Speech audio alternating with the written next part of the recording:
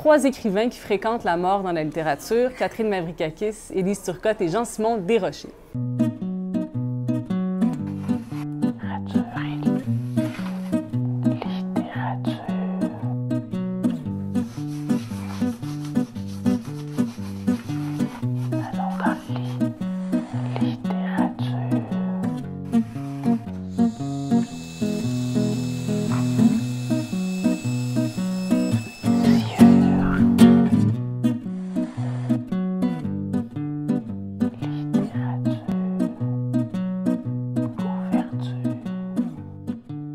Élise Turcotte, bonjour, bienvenue à l'émission.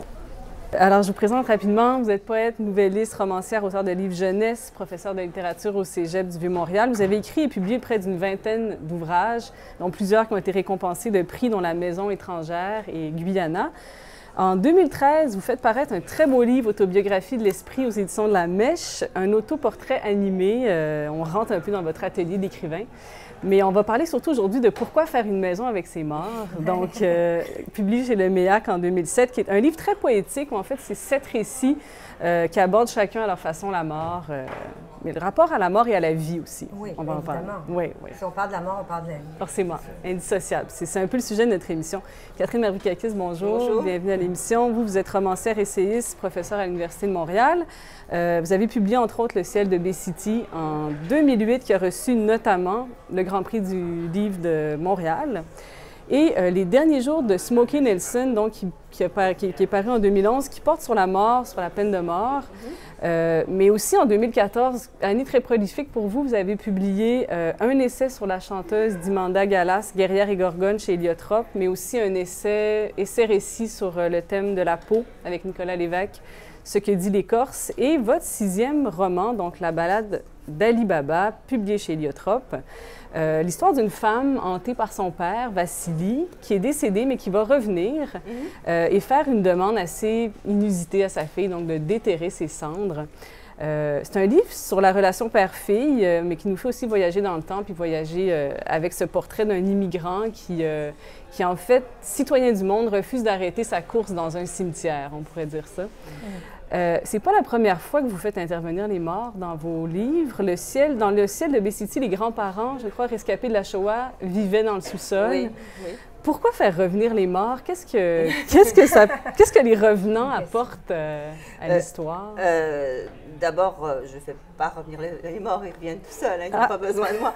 Mais je pense que c'est un procédé quand même intéressant dans le roman, que les morts puissent parler comme les vivants. C'est-à-dire, ce qui m'intéresse, c'est d'en faire des personnages à part entière au présent. Et puis, pour moi, ça renvoie à une réalité psychique, c'est-à-dire les morts nous parlent, je crois. Je ne suis pas croyante, mais je crois que les morts continuent à avoir un certain lien avec nous, que nous inventons très certainement, mais que nous ne sommes souvent pas capables de différencier de notre imagination. Donc, je crois que c'est cette présence des morts dans notre quotidien que je voulais mettre en scène en mettant ces fantômes comme des vrais fantômes. Et puis, bon, c'est pas un procédé très commun en littérature, je le dis dans le texte, mais bon, tout le théâtre de Shakespeare, c'est ça, donc c'est vraiment très, très, très commun. Oui.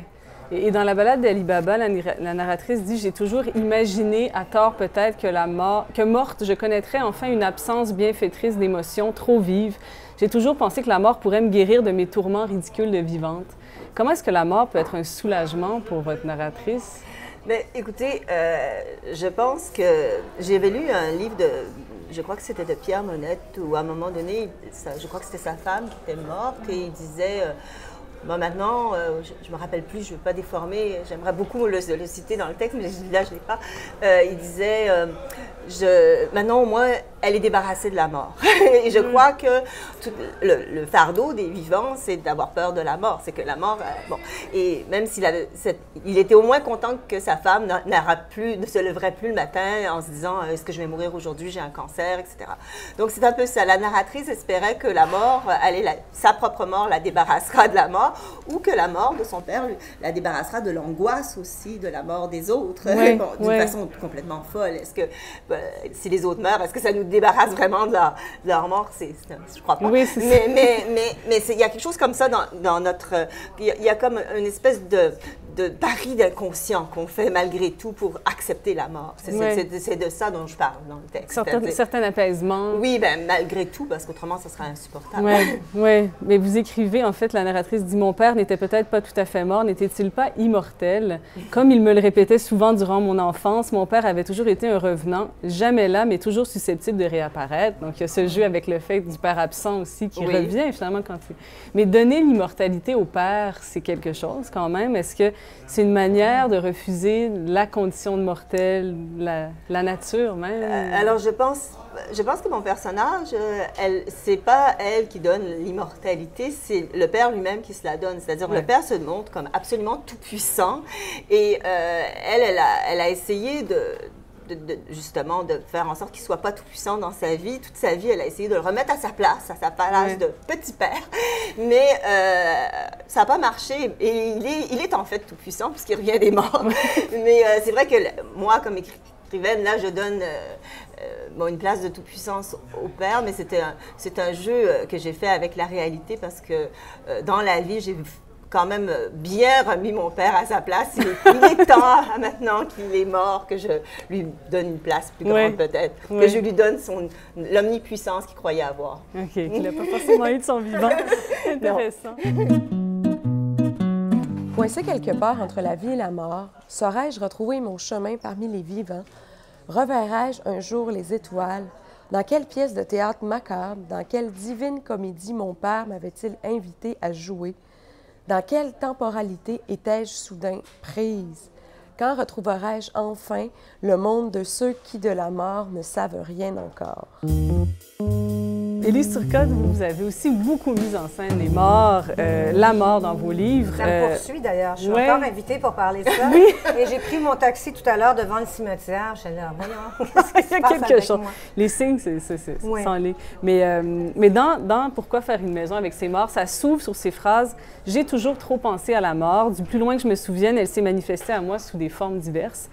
Vous écrivez aussi dans Autobiographie de l'esprit que votre histoire personnelle, mais aussi le monde actuel, vous pousse à écrire sur la mort. Pouvez-vous nous expliquer pourquoi? Bien, je pense que c'est évident. Premièrement, dans Pourquoi faire une maison avec ses morts, j'ai beaucoup parlé de l'art, du fait que j'ai fait beaucoup de recherches. C'est rare que je dise ça parce qu'en général, les romans ou les histoires qui ont trop de recherches, je trouve que ça ne fonctionne pas, mais j'avais la grosse encyclopédie sur la mort, j'avais besoin de regarder comment ça se passait, puis je m'étais rendu compte que dans le fond, l'histoire de l'art commence avec le récit de la mort.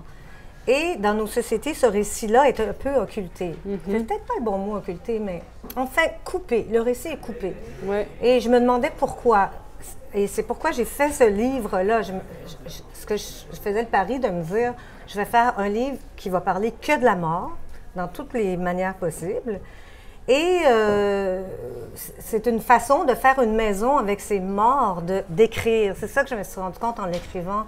Dans le fond, si j'écris, c'est pour un peu exhumer des morts et leur faire une petite maison. Quand je dis maison, je parle des hôtels, comme au Mexique, par exemple, des petits sanctuaires que les Mexicains font, que je trouve extraordinaires. Très joyeux, colorés. Joyeux, colorés, néanmoins quand même tristes. Là. Les gens pleurent leur mort, mais c'est pas du tout de la même façon qu'ici. Et j'ai donné un métier à ma narratrice qui, elle, fait des petits sanctuaires pour les morts. Donc, je me suis rendu compte, c'est ça, que pour moi, écrire, c'était un peu ça. Et plus ça va, plus je fais parler... parce que là-dedans, il n'y a pas vraiment des morts qui parlent, mais dans Guyana, il y a une morte qui parle. Puis là, dans mon prochain roman, tout le monde est mort. Bon, ça continue. Mais moi, je trouve ça plutôt joyeux, alors que... joyeux. C'est dense.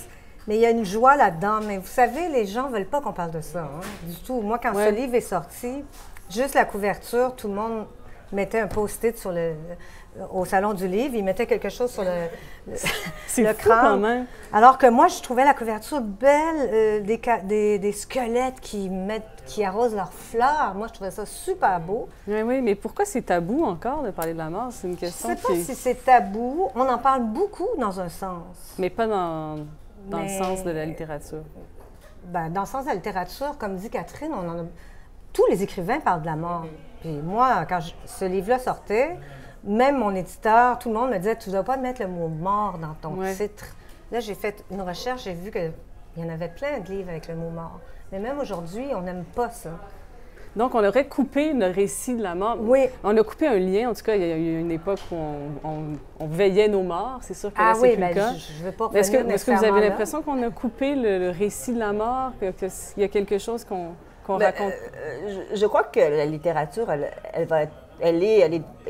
sera toujours porteuse de ce récit-là. Je pense que la littérature, elle ne peut pas s'en empêcher. Dans nos sociétés, peut-être qu'en ce moment, c'est vrai que le récit de la mort, il apparaît d'une façon différente. Il est peut-être plus refoulé, ou peut-être qu'il est là, mais là où on le cherche pas nécessairement. Peut-être qu'il est dans d'autres formes, j'en sais rien. Mais ce que je trouve bien de l'art, justement, c'est qu'on peut y retourner, on peut retourner à la mort d'une certaine... Et c'est toujours dans la littérature, c'est toujours dans l'art, je pense que c'est... Donc, c'est pour ça que je trouve que l'art est quand même une consolation, même si parfois... Moi aussi, ça me console de voir un squelette, c'est-à-dire ça m'effraie, bien sûr, parce qu'il y a quelque chose d'effrayant dans la mort, mais que ça soit représenté, pour moi, c'est important, parce que, bon, je ne suis pas la seule à vivre ça, c'est humain, il y a quelque chose qui se passe dans la représentation, il y a un pouvoir de symbolisation. C'est ça. C'est la symbolisation qui est peut-être un petit peu en perte.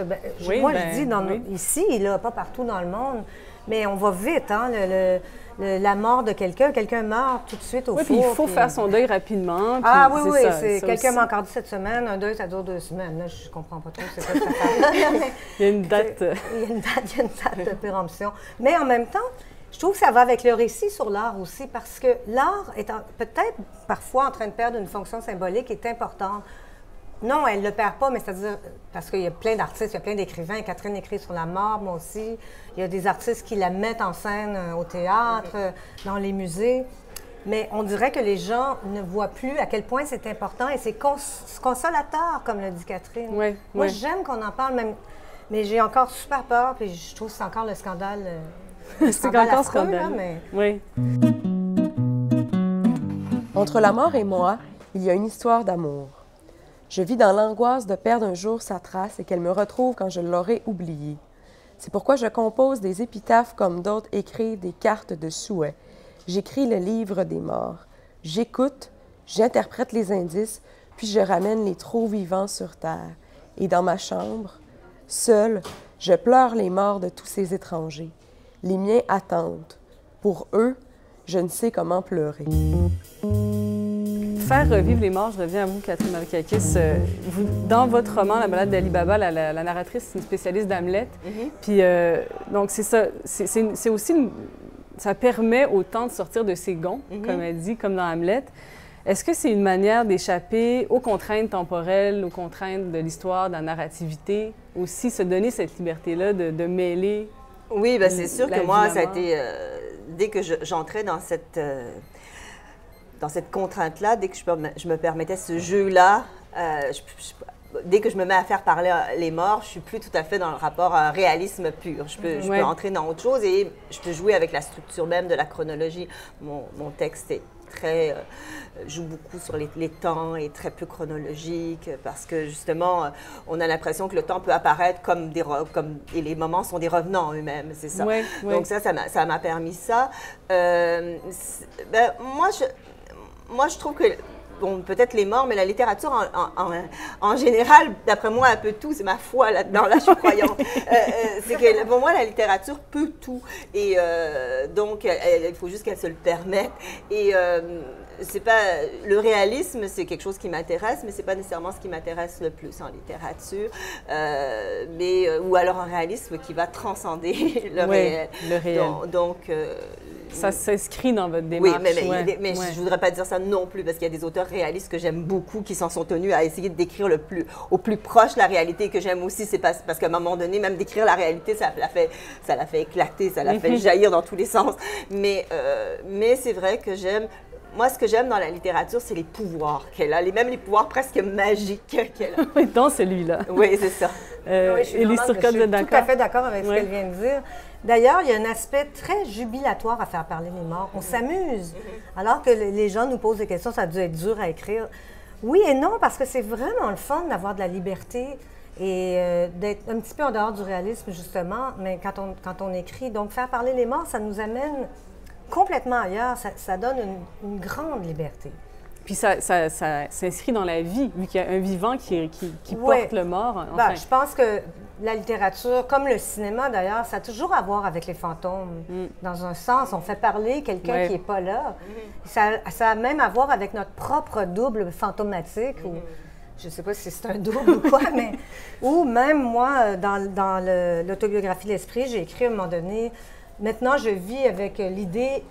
Cette idée-là, je me souviens de ma propre mort et j'ai commencé à parler de ça, à penser à ça toute seule dans mon bureau, puis ça m'a intéressée comme idée. Bien, c'est intéressant, en effet. Oui, je ne sais pas trop encore ce que ça veut dire, mais j'aime ça. Alors, la narratrice de mon prochain roman, elle est morte. C'est vraiment le fun. Elle est morte, mais elle revient avec les vivants. Non, elle est vraiment morte. Okay.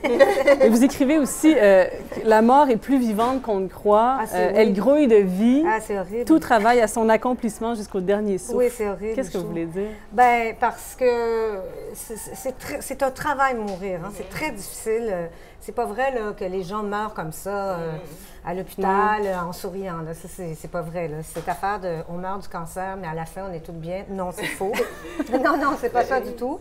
Et moi, évidemment, j'écoute beaucoup, j'ai consommé beaucoup de romans policiers et d'émissions policières, puis je me suis rendu compte que le personnage du détective a été remplacé beaucoup par les détectives en sciences, comment on appelle ça? Oui, les médecins légistes. Les médecins légistes.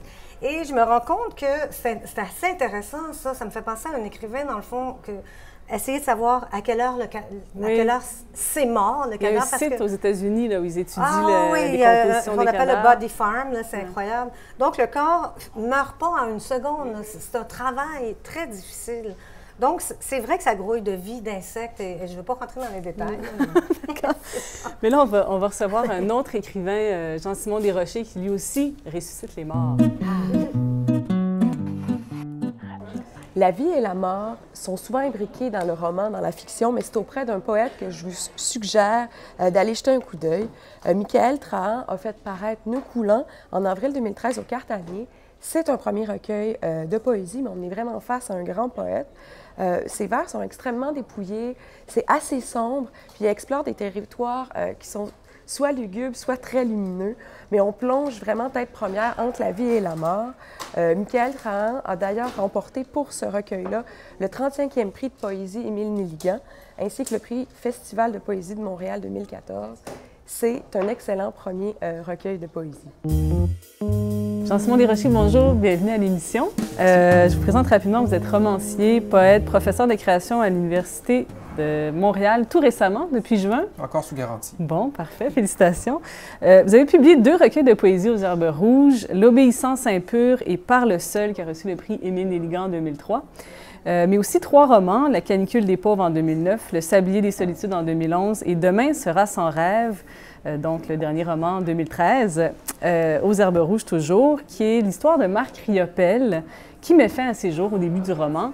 Il va recevoir par un étrange processus de transfert les souvenirs de son frère, Karl, et qui va recevoir aussi ceux de Marc, et aussi les souvenirs de ses amis, donc amis d'enfance, Catherine, il va voir le futur, qu'elle devient prostituée, toxicomane, son amie Myriam devient astronaute. C'est un roman d'anticipation, mais très poétique, qui réserve un sort assez sombre à l'humanité, je dois dire. Ben, un peu le sort que l'humanité semble se réserver elle-même actuellement. On peut dire ça, oui. C'est une lecture du contemporain. Dites-moi, comment vous est venue déjà cette idée de transfert, cette technique futuriste de transfert des souvenirs? Bien, d'une angoisse assez profonde pour un type qui se refuse de croire ou d'adhérer à une quelconque forme de religion ou de religiosité. C'est de se retrouver devant la perspective que la mort, ben, c'est la fin de toute forme de choses possibles quant à la conscience humaine.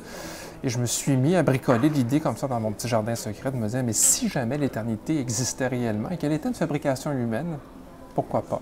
Et à partir de cette idée, je me suis dit, mais qu'est-ce qu'on pourrait faire et comment pourrait-on le faire?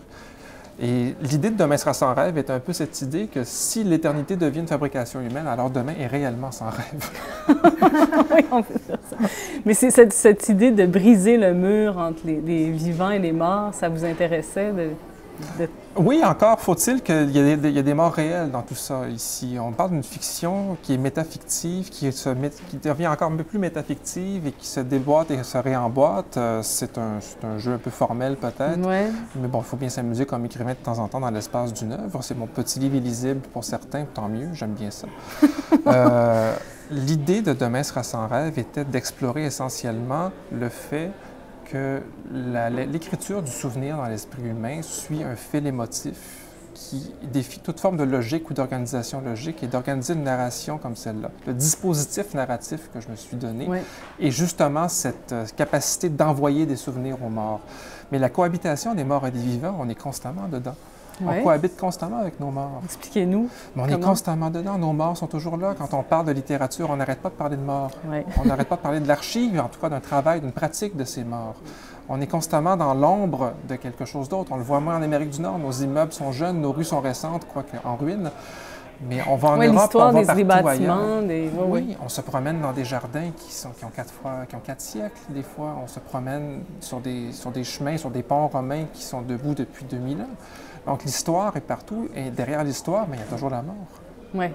Mais la science-fiction, parce qu'on peut dire que c'est une sorte de roman de science-fiction, en tout cas, ça flirte avec le genre. Il y a un débat là-dessus. Elisabeth von Arbour a dit que c'était pas de la science-fiction, et je suis plutôt d'accord avec elle. Parce qu'il n'y a pas d'éléments Il y en a un, mais c'est pas la finalité. Non. C'est de la littérature. Moi, je cherche à garder ça. La question simple, c'est de la littérature. La question de genre est un problème essentiellement de critique et d'éditeur, selon moi. Moi, je fais de la littérature. Vous faites de la littérature. Puis vous avez choisi, donc, roman d'anticipation quand même, cette fois-ci.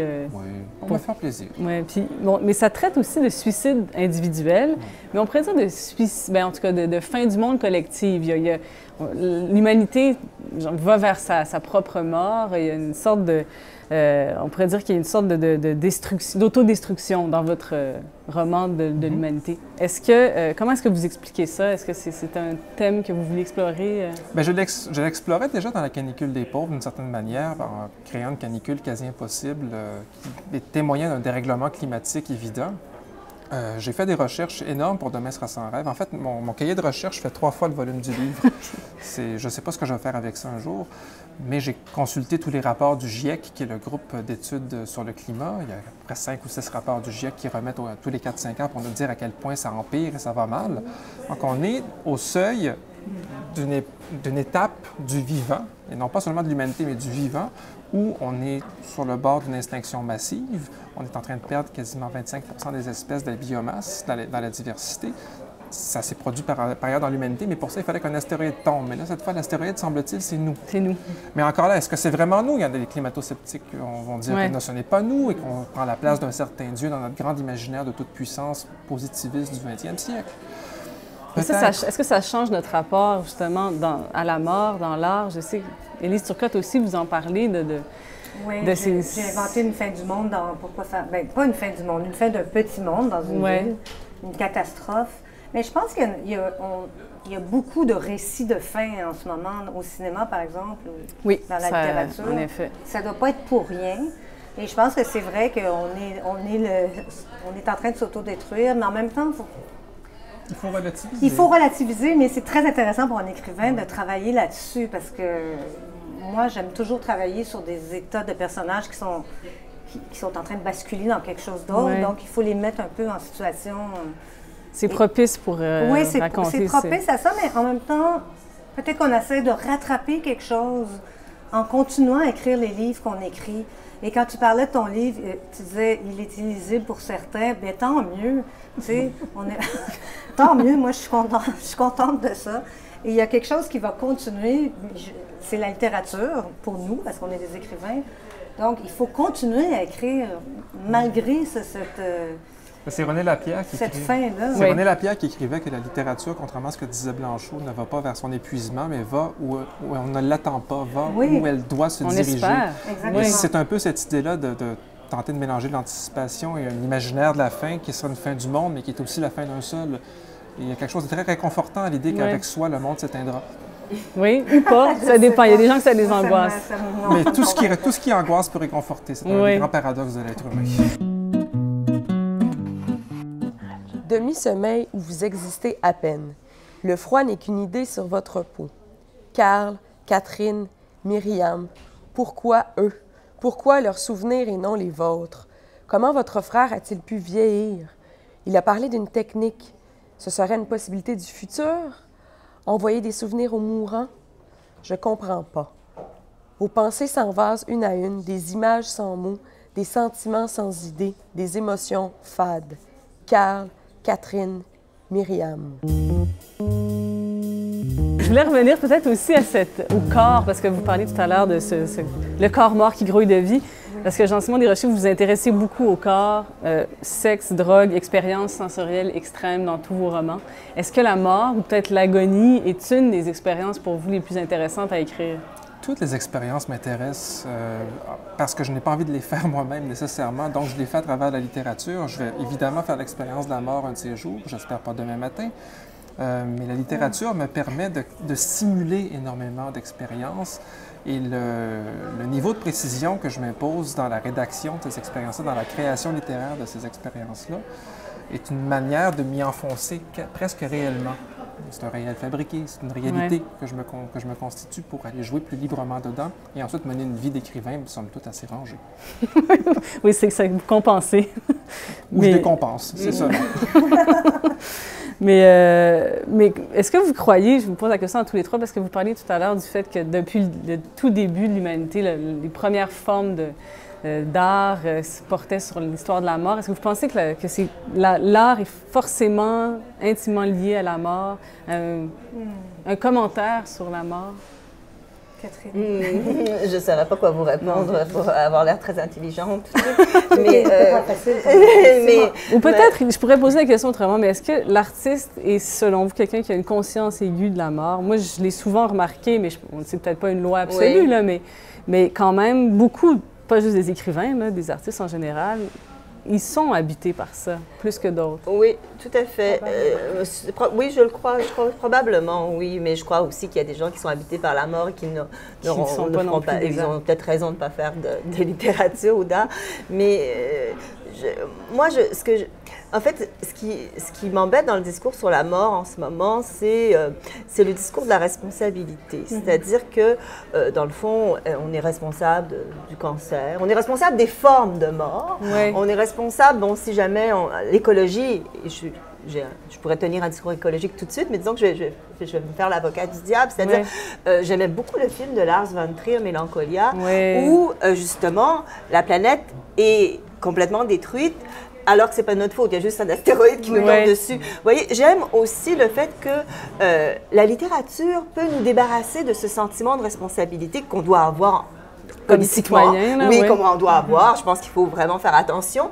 Mais elle peut aussi nous rappeler que la mort, c'est excessivement injuste et c'est excessivement imprévisible et que c'est vrai que le ciel peut nous tomber sur la tête, comme dirait Astérix. Donc, je pense que c'est ça que j'aime dans la littérature, c'est aussi, elle est capable de saisir cette violence de la mort et sans être moralisatrice. Et puis dans la vie, je pense qu'il faut être moralisateur. Je suis pour la morale. Mais la littérature étant un monde parallèle. Oui, mais par contre, moi, je suis tout à fait d'accord aussi. Puis c'est vrai qu'on est dans ce discours-là en ce moment. Si tu as le cancer, c'est parce que tu as vécu quelque chose de pas bien. Mais alors, qu'est-ce que c'est? Pourquoi les enfants ont-ils le cancer? Oui. Ça, moi, ça me tue, ce discours-là. Puis de toute façon, on ne voit que des morts souriants en ce moment. Tout le monde sourit. Je ne sais pas pourquoi. C'est rose, hein, pour le cancer du sein. Bon, ça, on ne va pas tomber dans ce discours-là, mais je crois aussi que la littérature, c'est ça qui est bien, c'est d'aller voir quelque chose d'autre. Tu parlais de René Lapierre, puis lui, il disait la littérature va soulever quelque chose du réel que le réel ne donne pas par lui-même tout de suite. Et c'est ça qui est intéressant. Oui. De le provoquer. C'est le provoquer. C'est peut-être en ça que les artistes en général, les écrivains, je pense, sont plus préoccupés par la mort, mais je connais, comme tu disais, Catherine, je connais plein de gens qui sont obsédés par la mort et qui n'écrivent pas. Une autre chose que j'aimerais dire aussi, c'est que ça n'a aucun rapport avec l'envie de postérité. Ça, on me l'a posé beaucoup cette question-là, je ne sais pas à vous, mais si tu écris sur la mort, puis si tu écris, c'est parce que quelque chose va rester de toi à la fin. Non, ça m'intéresse aucunement. zéro, là, je suis pas intéressée par ça. Tout va disparaître de toute manière, y compris la langue qu'on parle, éventuellement. Ben, de toute façon, ça, on pourrait un autre long débat. C'est un autre sujet, surtout la langue qu'on parle. Non, mais ça fait partie de la préoccupation de la mort. Il y a comme... On sent très bien que la langue qu'on parle et qu'on écrit... Oui, c'est vrai que ça peut être intéressant. Peut-être qu'au Québec, on a un rapport différent avec la mort et la disparition. Bien sûr. Oui, forcément. Mais on pourrait parler aussi du rapport à la vie qui vient intrinsèquement lié avec celui de la mort. Jean-Simon Desrochers, la mort de Marc pousse son frère Karl à poursuivre sa thèse de doctorat. Donc, il y a une sorte de legs. Catherine Mavrikakis, vous, le fait que votre narratrice soit confrontée à son père mort, ça va la remettre aussi en action, là, faire revivre son enfance, tout ça. Donc, il y a une sorte finalement de renaissance, on pourrait dire, à travers la mort de quelqu'un, sous la forme d'un legs ou autre. Est-ce que la mort peut être une célébration de la vie aussi, quelque sorte? Ça dépend.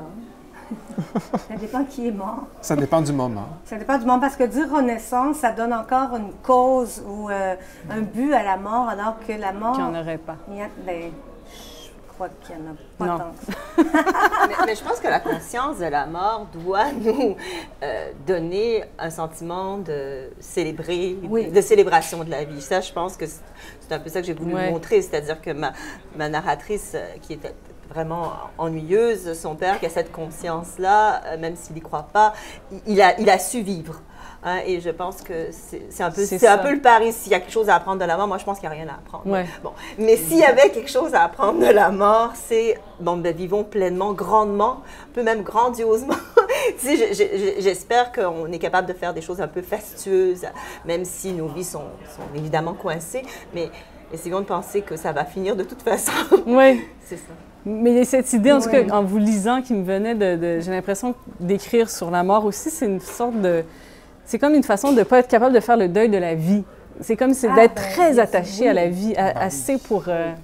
oui, c'est certain. Non, si on n'est pas attaché à la vie, aussi bien en finir immédiatement et de le faire d'une très belle façon, si possible, et d'en faire un certain spectacle, tant qu'à y être. Mais non, mais écrire, on est dans l'acte du vivant constamment, on est dans le travail d'une langue qui elle-même est en vie et j'espère, dont on lui insuffle un souffle de vie additionnel en la travaillant et en la poussant ailleurs. Oui. Je crois que la littérature est très vivante en ce sens-là, où on pense, la culture se pense par la littérature énormément. Et là, il y a une vie là-dedans. Et s'il y a une postérité à avoir, mais ça ne dépend pas de nous. Non. Et c'est bien, tant mieux. Puis, est-ce que vous avez est-ce que vous aimez les écrivains hantés par la mort? Est-ce que vous en avez des modèles ou des grands livres sur la mort qui vous ont inspiré? Oh là, moi, je suis pas bonne pour nommer. Mais on a déjà parlé de Pierre Monette, là, puis de René Lapierre. Mais moi, disons que Bolagno, ils sont 2666, dont je parle souvent, ne serait-ce que pour sa série des meurtres, qui est d'une horreur, qui recoupe un de tes livres, entre autres. Oui, mais j'ai lu, j'ai pensé à ça pendant que tu parlais, on parlait de suicide tantôt, j'ai lu un très beau livre qui s'appelle « Porter la main sur soi » de Jean Améry, qui s'est suicidé. Et ce livre-là est extraordinaire parce qu'il parle du suicide en disant qu'il ne faut jamais faire une analyse psychologique du suicide et que lui, c'est ce qu'il dit. Les gens qui se suicident, c'est parce qu'ils sont attirés aussi par la mort, dans le sens, vu que ça va finir, finissons-en tout de suite. C'est comme le vertige. Hein? Oui. Vu que je vais tomber, j'ai autant sauter. Peut-être que nous, on dit le contraire ici à la table. Au contraire, on va mourir bientôt. Profitons-en et vivons Faisons pleinement. vivre. Édouard Levé aussi avait un discours semblable dans Suicide, qui est un manuscrit qu'il a déposé chez son éditeur et qui est allé suicider 2 jours après. Kertész, moi je pense à Imre Kertész qui a écrit Kaddish pour l'enfant, j'oublie qui ne naîtra pas ou qui n'est pas. Là c'est carrément lui qui a vécu comme Jean-Marie les camps de concentration.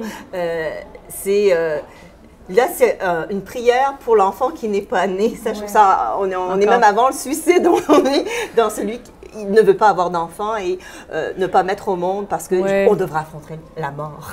Voilà, c'est ça. C'est aussi donner la mort, donner la vie. C'est ça le problème. Oui, ça, c'est sûr. Oui, tout à fait.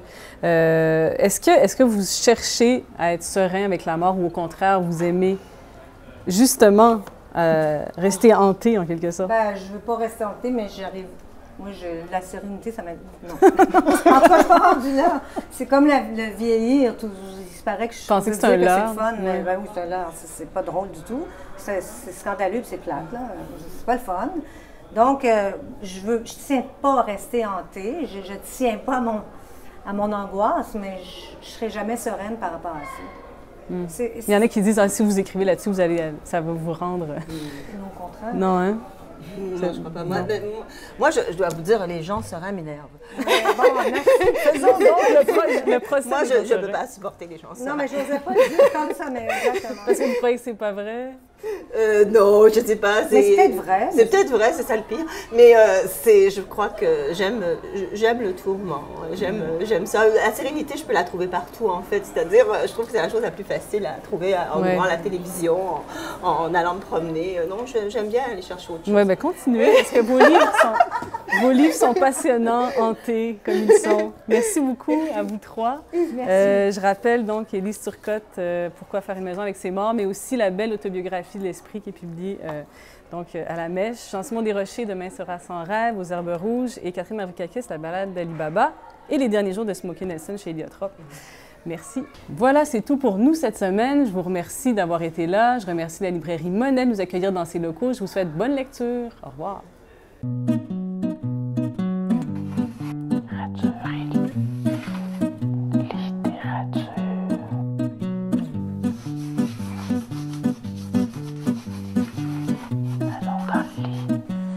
Littérature.